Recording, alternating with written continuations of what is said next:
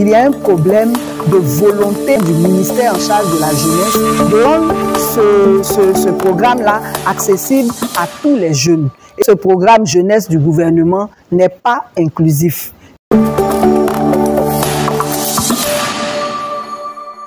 Citoyens, citoyennes, bonjour.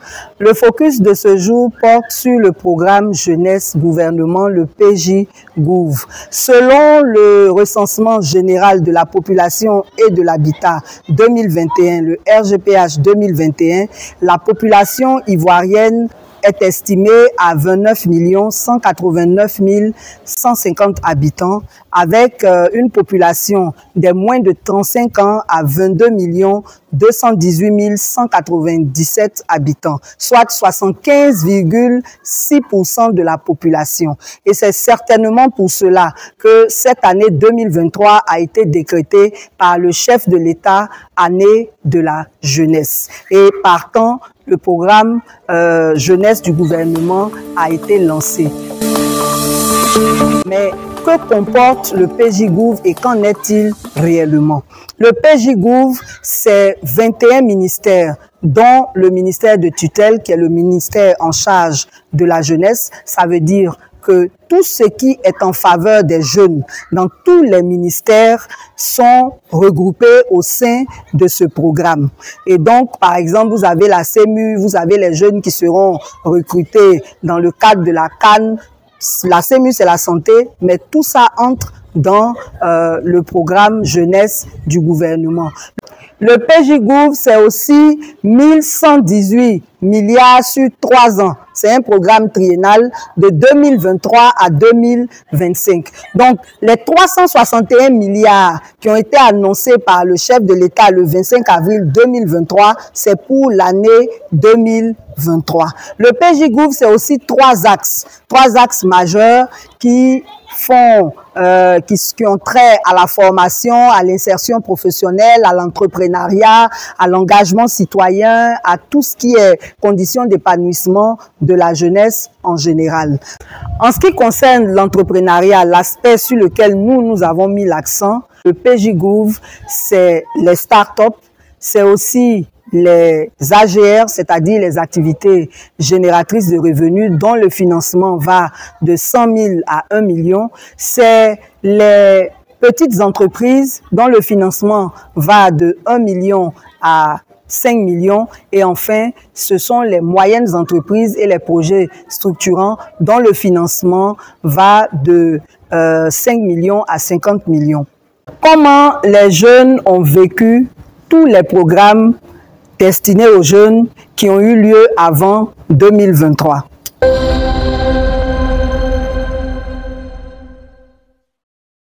Bonjour chers amis, bonjour chers camarades. Voilà, moi effectivement, je voulais m'adresser au ministre de l'Emploi des Jeunes, voilà, M. Mamadou Touré. En tout cas, je le félicite beaucoup aussi pour ses actions en matière des jeunes, puisque déjà j'ai eu une formation avec Agence Emploi Jeunes. Voilà, ça seulement je le félicite beaucoup. Mais il y a une certaine chose que je n'arrive pas à comprendre. Depuis 2021, voilà, moi j'ai soumissionné un projet au niveau de AG2, où le projet, on nous a appelé pour dire que mon projet a été retenu, un projet de 900 000 a été retenu, donc on doit venir faire ouverture du compte bancaire. Voilà, on a fait ouverture du compte bancaire au niveau de la COPEC. Et voici mon carnet, même que vous voyez ça dans ma main, je tiens ça comme ça. Et ça, c'est depuis 2017, comment on l'appelle, 2021. On a fait ça, bon, on nous a appelé récemment, là, le début de 2022, pour nous dire que on doit venir assister à la cérémonie de reprise des chèques, reprise des chèques provisoires. Donc nous tous, on est contents, on est satisfaits, on s'en va assister à cette cérémonie. Et après la cérémonie, le déroulement de la cérémonie, 2 mois, 3 mois après, bon, on attend les appels, mais rien. Rien. Personne ne nous a appelés. Et le numéro de COPEC qui m'a appelé disant, me dit de venir assister à la cérémonie, c'est le même numéro que j'ai appelé. Disant que, bon, vous nous avez appelé pour la cérémonie, jusque-là, on n'a pas eu de suite encore. Qu'est-ce qui se passe? Donc, il m'a dit non, que si jusqu'actuellement on ne m'a pas appelé, c'est que mon projet n'a pas été retenu. Donc, je dis, mais si ça n'a pas été retenu, mais pourquoi on nous appelle pour dire que mon projet a été retenu, que de venir faire ouverture de compte? Et alors que moi, j'ai mon carnet de COPEC ici.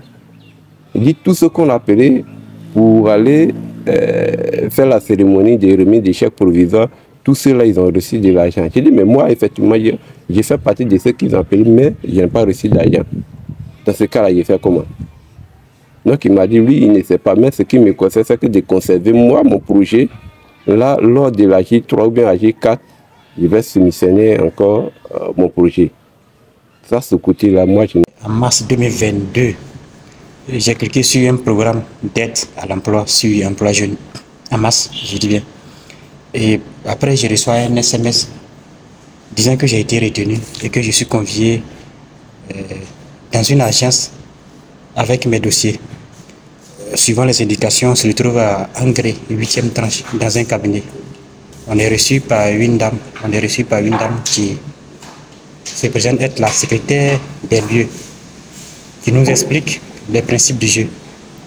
Il s'agissait d'un programme de stage de 6 mois, une offre emploi jeune, mais étant à l'initiative de l'offre, le cabinet devait prendre une partie des primes qui nous seront versées par emploi jeune.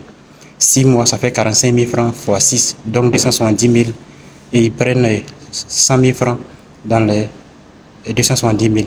C'était la condition pour y participer. Et nous avions accepté. C'est un tenant, on nous a fait remplir les documents par rapport à l'ouverture d'un compte à la banque RGBCI. Ils avaient déjà sur place les documents en question. On a rempli les documents pour l'ouverture du compte. On nous a fait même signer un ordre de virement de 100 000 francs. Les 100 000 francs en question ont été signés. Et quelques temps après, on a été convoqué pour la signature du contrat. C'était bel et bien un contrat de 6 mois qui devait débuter le 1er mai. Voilà, on a signé le contrat, on attendait d'être affecté en stage. Et après, on nous contacte pour nous dire que, en réalité, il s'agissait d'un stage fictif. Puisque l'année scolaire en cours, voilà, il s'agissait bien du domaine de l'enseignement. Puisque l'année scolaire en cours tirait déjà à sa fin. Nous sommes en avril-mai, dont l'année scolaire tire à sa fin. Mais si Emploi Jeune nous appelait, on devait répondre que nous étions en stage, en attendant la prochaine rentrée scolaire 2022-2023 pour que nous soyons affectés en tant qu'enseignants dans des collèges privés. Ok, on n'a pas de souci. Et là, je rappelle que là, Emploi Jeune n'a pas appelé pour faire des vérifications. En novembre-décembre 2022, on nous appelle pour dire que un virement a été fait sur les comptes en question. Mais l'ouverture du compte étant, toutes les informations relatives au compte étaient en leur possession, nous n'avons aucune idée de ce qui s'est passé. On nous dit que le virement a été fait et que nous devons passer pour récupérer l'argent. On se rend dans les lieux. Ils avaient toujours les documents de la banque en leur possession. Chef, je suis allé m'inscrire à l'agence Emploi Jeune, mais je n'ai rien reçu. Il m'a appelé pour la formation, j'ai fait la formation. Je me suis inscrit en 2019. On nous a donné des documents, on a rempli pour déposer à la COPEC. Je n'ai rien reçu. Et en 2021, le 2 février 2021, il y a un numéro qui m'a appelé de la COPEC pour me dire que mon dossier est sur sa table, or je ne suis pas sur la liste des bénéficiaires. Donc moi d'aller chercher mon dossier. Je lui ai dit je ne peux pas venir chercher. C'est l'argent que j'ai fourni pour faire ce dossier-là. Donc l'argent que je cherche là, si je ne peux pas gagner, je ne peux pas aller prendre pour venir faire quoi. Donc je ne suis pas allé là-bas. Et j'ai toujours gardé le numéro de la COPEC qui m'a appelé. J'ai ça. Voilà. Merci bien. Voilà.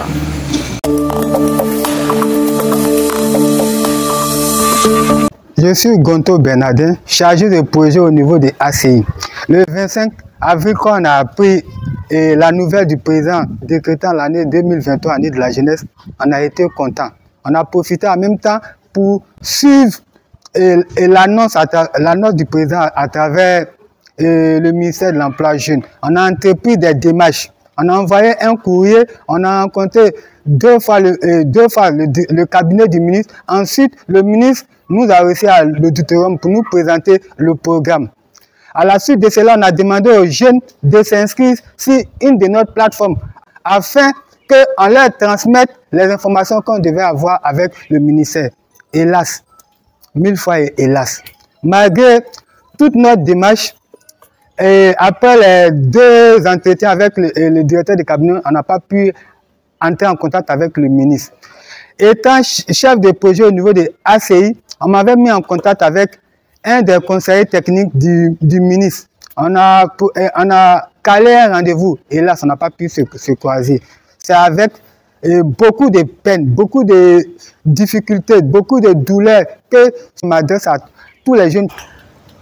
ACI s'est intéressé au programme jeunesse du gouvernement parce que, comme vous l'avez entendu tout à l'heure, les programmes antérieurs ont connu beaucoup de déceptions au niveau des jeunes et il y a eu beaucoup de plaintes. Il y en a même qui n'ont pas eu le courage de venir témoigner. Même quand on parle des bourses, on parle des stages, il y a beaucoup de choses qui se sont passées de négatifs qui salissaient quand même la volonté du gouvernement de vouloir rendre tous ces projets inclusifs.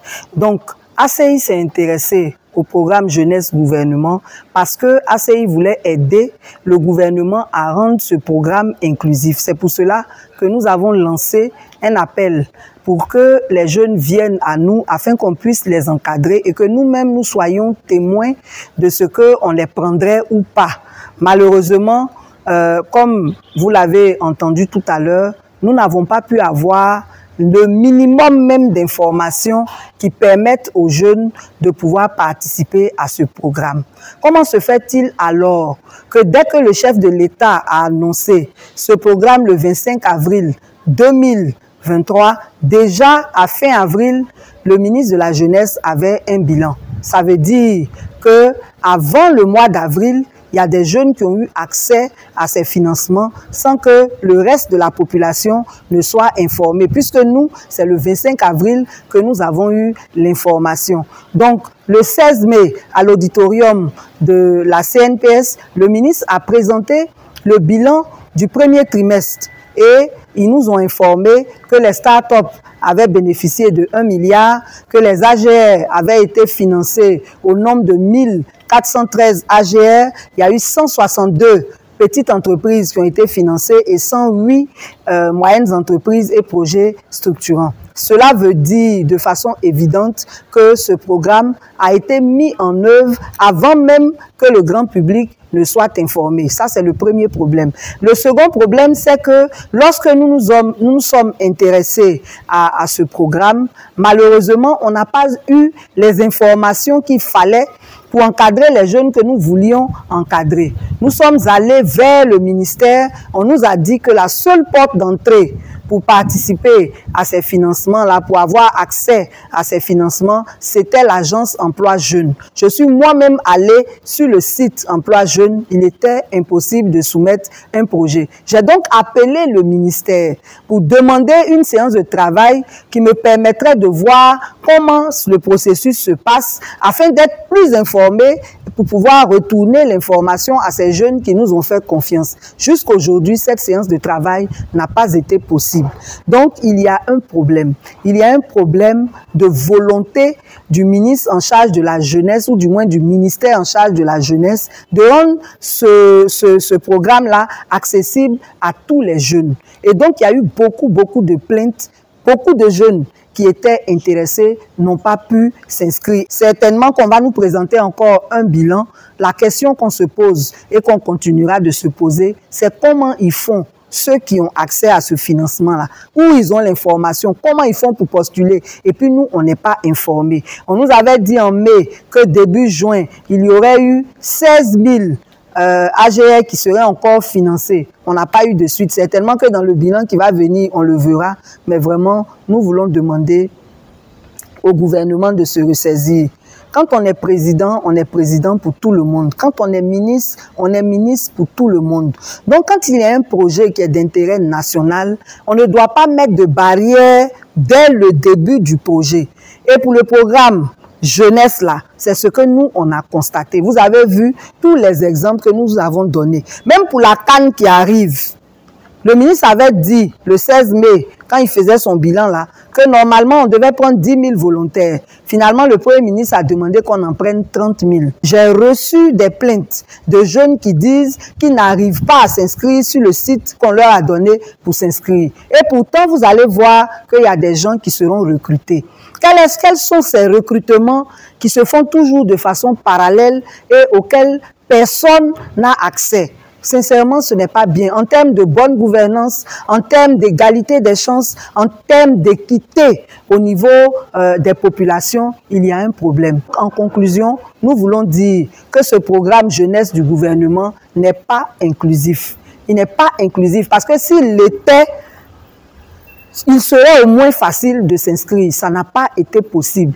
Et il va encore s'étendre jusqu'en 2025. Nous voulons donc interpeller le chef de l'État. Ceux qui parlent avec lui là, dites-lui que tous les jeunes n'ont pas été pris en compte dans ce programme. Une chose est de pouvoir s'inscrire, une autre est d'être retenu. Mais la moindre des choses, c'est de pouvoir s'inscrire. Donc en cette année, dite année de la jeunesse, nous vous en supplions, permettez à tous les jeunes d'avoir les mêmes chances. Et ça, c'est valable pour tout. On vous avait parlé du concours de la magistrature qui n'était pas accessible à tous. Dieu merci, le ministre de la Justice est revenu sur sa décision. Les jeunes pourront compétir. Voilà le CAPA aussi qui a des problèmes parce qu'il y a des restrictions dès le départ. Normalement, une jeunesse, il ne devait pas avoir de restrictions quand il y a quelque chose qui est destiné à tous les jeunes.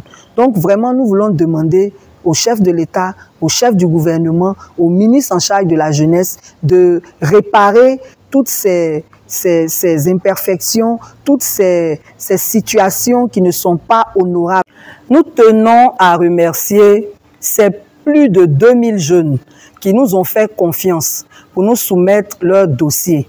Nous voulions vous encadrer afin de pouvoir avoir accès à ces financements et venir témoigner du fait que ce programme était vraiment pour toute la jeunesse. Malheureusement, ça ne s'est pas passé comme il se doit, mais nous vous demandons de ne pas vous décourager, garder espoir. Une chose est sûre, c'est qu'il y aura un moment dans ce pays-là où tous les citoyens seront traités de la même manière. Bon courage à vous, que Dieu bénisse vos projets. Nous vous donnons rendez-vous pour notre prochain focus.